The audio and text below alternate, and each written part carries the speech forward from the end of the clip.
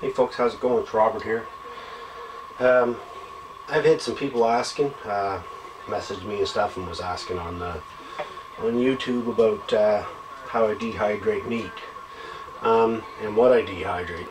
We're just out here in the bus. We're getting her switched over to a camper. And the wood stove's up and running. It's throwing awesome heat. About the dehydration. They asked what I use. I got a $50 Walmart dehydrator that works real good. I've had it for a couple of years now. I've dehydrated everything from meat to beef stew and homemade spaghetti and all that stuff, eh? So I mean, it works. I've dehydrated stuff like herbs, stuff I use for medicine. I've dehydrated that on a cement block. I got my well cauldron, my crock for my well. It's sitting out there and it's cement. I've dehydrated stuff on that. I've dehydrated stuff in the oven. Done all kinds of different, methods of dehydrating stuff. So, I've done it a lot over the years and it works pretty effectively. I've eaten stuff that's been over a year old. I've eaten meat that I dehydrated and just stored in, plastic bottles with a little oxygen absorber in it for over a year. I ate hamburger that I cooked and dehydrated. So, I mean, with everything, when you're making stuff is dangerous. Like, you just got to be careful. But I mean, if you're used to eating that stuff, then it really doesn't bother you, eh? Anyway, go look. I've got a bunch of cooking videos on there. I may do some more videos on dehydration of how I do stuff.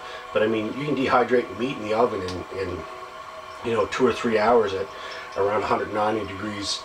So yeah, anything, in 3 hours and have a whole oven full. Like every rack you fill in the oven, you can dehydrate meat on it. I mean, it's a pile of meat. It's 5 racks. What you do is just once the racks are halfway done, you switch them around, take the top, put down the bottom, and that's usually what I do anyway. But what do you use for seasoning?